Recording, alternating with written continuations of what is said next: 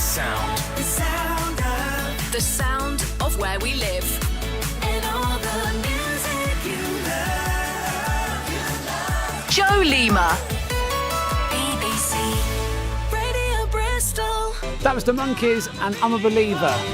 Now, wait for this. 12 men, as you may know, have walked upon the surface of the moon. And my next guest has been lucky enough to have met 7 of those astronauts. Richard Phillips, who has presented his own series of talks on the subject, has met Neil Armstrong twice, and on the second occasion spent the whole day with him in his home city of Bristol, right here in the West. The next group of moonwalkers are getting ready now, and within a few years' time, moon landings will be all over the news and on everybody's minds. So I met up with Richard from Apollo Talks just last week to find out where his love of space travel came from. That's a great question. Okay, imagine I was 9 years old.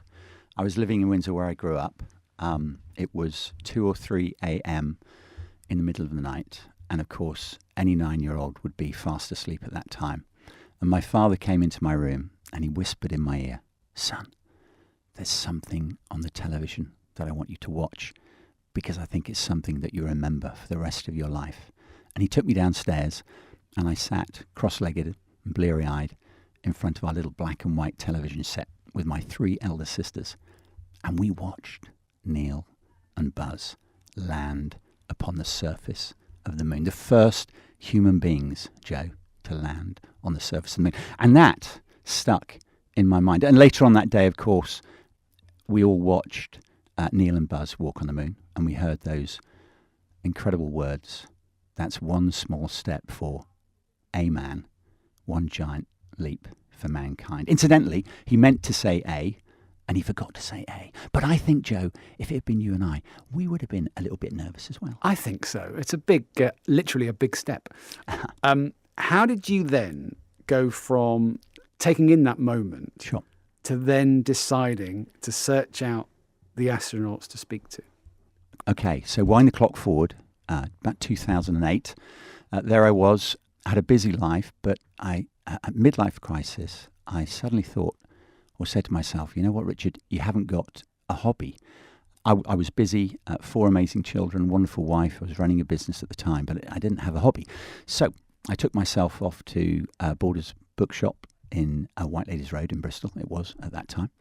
I walked in and I said to myself, whatever book metaphorically hits me on the side of my face, I'm going to read. And I walked in, I looked across, and there was a book, A Man on the Moon by Andy Chaikin. And it had a photo of Buzz Aldrin, that classic photo of a spaceman on the moon on the cover. And I looked at it and I just thought, that's my book. I took it home. I wasn't in a book reading mode at that time, but I read that book within about a week. And I just thought, oh my goodness. So suddenly I'm in book reading mode. I must have read, a dozen or so books. I got DVDs. And then, long story short, I was in my car in the driveway of my home with my elder daughter, Sarah, one day, and she turned to me and she said, "Dad, if you could meet anyone living, anyone on the surface of the earth today, out of 7 billion people or whatever it is, who would it be?" And I thought for a moment and I said, "You know what, Sarah, I'd really like to meet a man who's walked upon the surface of the moon, but I probably never will." And the conversation ended. A couple of days later, I thought, you know what? That's crazy. This is 2008. Out of the 12 men who have walked on the surface of the moon at that time, 2008, 9 of them were still left alive. And I rationalised, Joe, that they must get out and about, right, Joe? Certainly. They lead a normal life, Yeah. go to the shops and, There you go, shops. Yeah. Exactly what I thought. I said to Sarah a couple of days later, and I thought, I'm going to meet a man who's walked on the surface of the moon. And between 2008 and 2010, I met 6 men that walked on the moon. Can I just qualify, Joe? It's very important. When I say met, that implies a fleeting handshake, doesn't it? But it wasn't a fleeting handshake. Right. I was so lucky. I had dinner, I had lunch. Dr. Edgar Mitchell, who was the, let me get this right, the 6th man to walk on the moon, I gave him a lift in my car, my hire car, in Pontefract, West Yorkshire. Amazing. But why did they want to speak to you? How did you encourage them to tell you their story? Okay, that's a great question. So I went to autograph shows and shows where they were the invited guests to speak and so on and so forth.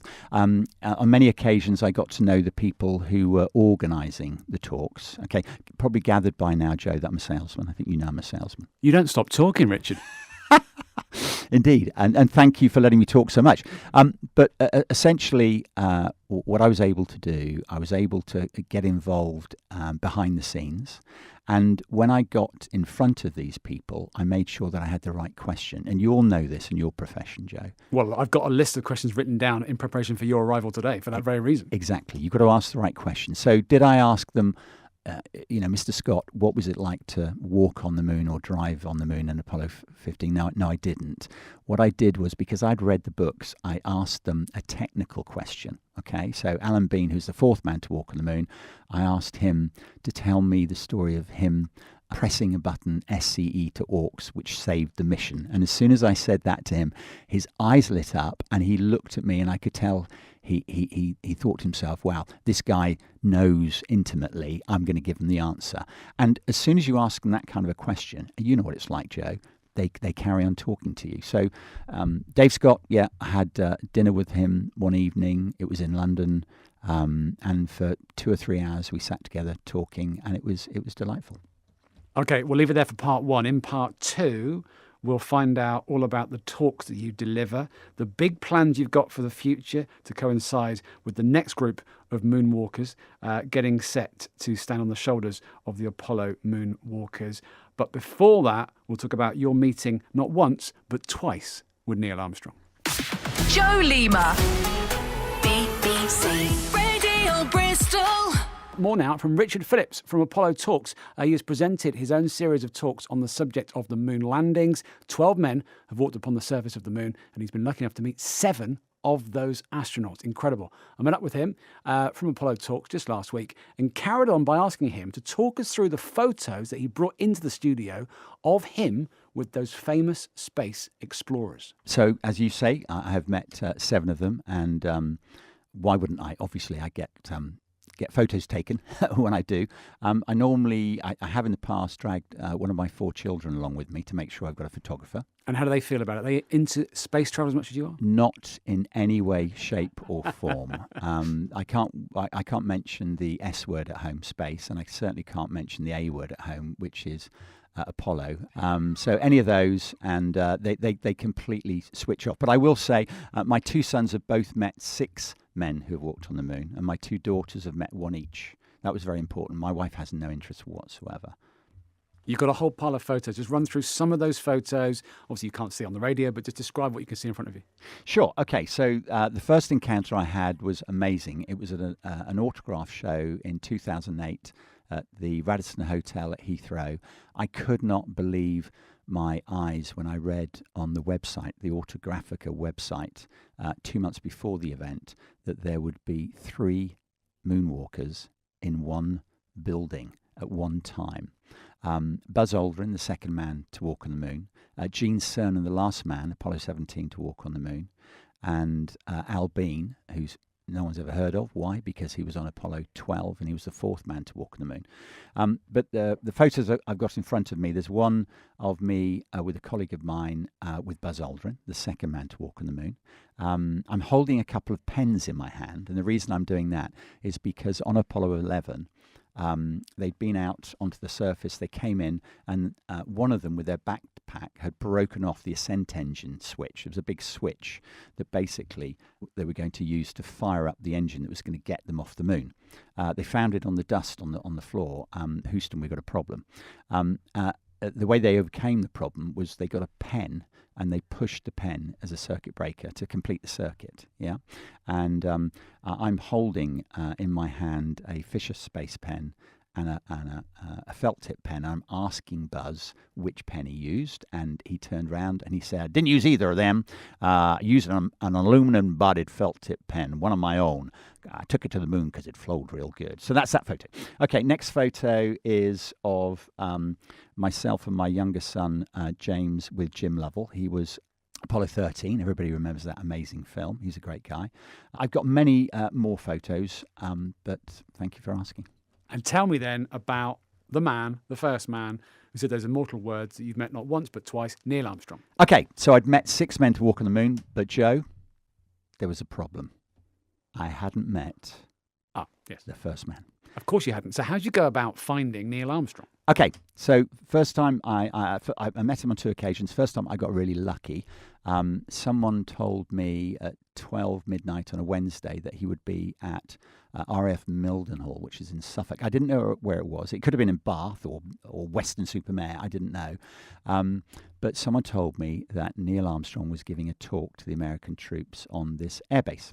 So I went to bed that night, Joe, knowing it was a really powerful, emotional thought. I went to bed that night, Joe, knowing that my hero was going to be on the same piece of land as me the next day. Can't imagine how excited you must have been. Oh my gosh, Joe, it was amazing to think there was no significant body of water between me and Neil. Okay, so there I was, went to work the next day. I bounced out of bed. I found myself unconsciously packing an overnight bag. I went to the cupboard. I got my passport out, my driver's license, standing at the front door. Caroline said, "Richard, what are you doing with an overnight bag?" I looked at Caroline. I said, "I found out Neil's going to be in the country tonight. I may not be home."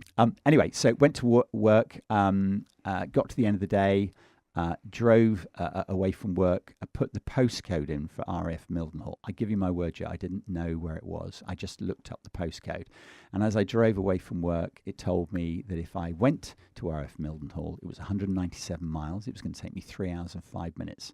Basically, I managed to blag my way past 5 or 6 security guards. How? Well, passion, I think. They could see that you were desperate. Yes, I had a couple of photos in my pocket. One of me and my younger son meeting Gene Cernan, the last man to walk on the moon, who was there. The other was my eldest son and Jim Lovell, Apollo 13, who was there as well. So I had 2 photos. And I said to this one security guard, I said, "Look, you can see that I've met 2 of the 3 guys that are in that building somewhere over there, but I haven't met the other one. Can you see the problem?" His name was Malcolm. "What are we going to do about it, Malcolm?" What did he say? He scratched his head and he said, "Okay, I see your problem. Let's go." I can see why you're a salesperson. You gave him the problem to solve. I did, Joe, and it worked wonderfully. It worked a treat. It was textbook. They walked past me, and obviously I stepped out. "Mr. Armstrong, sir, may I shake your hand?" So I shook his hand. So that was the first time. So 6 months went by, Joe. It was the end of the year. This was 2010. Salesman in me thought, hold on, I don't want to drive 197 miles and just have one fleeting handshake.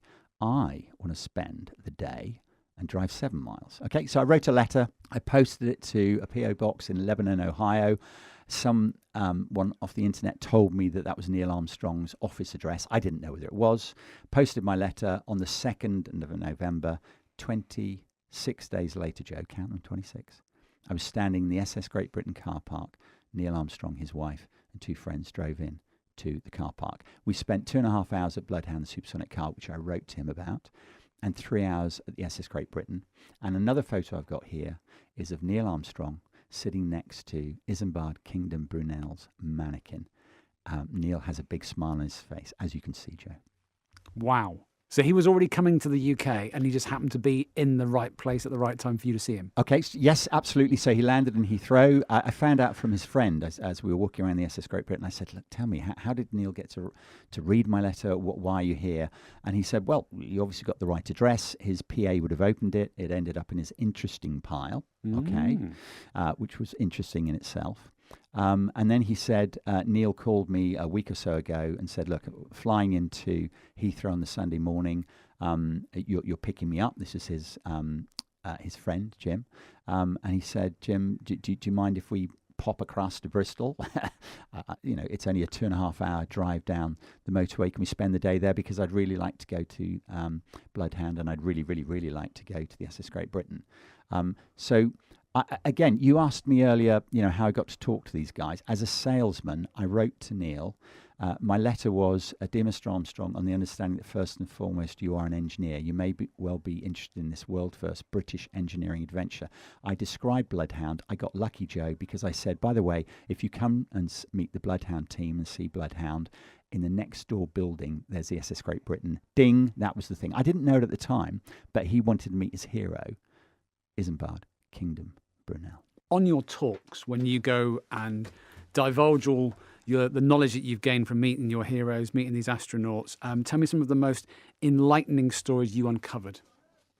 Okay, so the whole purpose of me telling my story, I believe, obviously I'm enthusiastic, obviously I'm a talker, I'm a salesman, I like doing it, but my real focus, and I've been doing this since 2010, so 15 years, my focus now is young people. I'll give you an example. I went to a Scouts meeting and I gave a talk, and one of the mature helpers came over, a young lady, she was 16. She came up to me and she said, afterwards, she said, Richard, I really enjoyed that talk. I think I want to be an astronaut, to which I said, pardon? And she looked at me again and she said, I want to be an astronaut. I then said to her, what are you doing at school? And she looked at me and she said, don't worry, Richard, it's okay. Triple science and maths. And I said, okay, her name's Sally. I said, Sally, you will be an astronaut. And she said, really? And I said, yes. And I said, this is what you've got to promise me. Remember my Apollo Talks website, okay? And in 20 years' time, maybe 15 years' time, when you're in the green room and you're just about to put your helmet on, when they hand you the helmet, say to the guy or girl, pass me that phone, ring me, Sally, and tell me that you're just about to get on board that rocket. Joe, I'm looking for my astronaut. I'm trying to inspire young people to take up the STEM subjects, science, technology, engineering, mathematics. We need our young people to become engineers and scientists. We need new electrical systems in this country. We need new communications, roads, energy systems, and so on and so forth. Okay, so if I can encourage young people to take up the STEM subjects, and if I can encourage one person to become an astronaut, I'm 65. When I'm 85, the phone's going to go. Caroline's going to pass me the phone, and she's going to say, Richard, there's some girl called Sally, or Bill, or Fred, or whoever, on the phone. They want to speak to you, and I can hear a noise in the background, and I think it's a rocket. You could literally sell me anything, and I'm in. I'll put this to you because there'll be some people listening right now going, how is it in all that time since, which is over 50 years? Great question. We've never gone back since. Money, politics. Okay, so to go to the moon, you have to commit a huge amount of your GDP as a country. Yeah, America is saying that they're going to go back to the moon in the next couple of years. Some people think that the budget may be pulled from NASA. You can see what's going. Let's not get into politics, but you can see what's happening in America with Doge and what have you. And a lot of people say, why spend that money on the moon? Why not spend it on social care for people, the homeless? Etc., etc. Again, Charlie Duke said, we didn't spend the money on the moon. We spent it all here, and it improved technology, and it improved things for human beings. It's a very interesting point. It's great to meet you again. Thank you so much, Joe. I've really enjoyed it. Good luck with continuing to tell the story to inspire future generations. How can people find out about your talks? Just simply the old www.apollotalks.co.uk.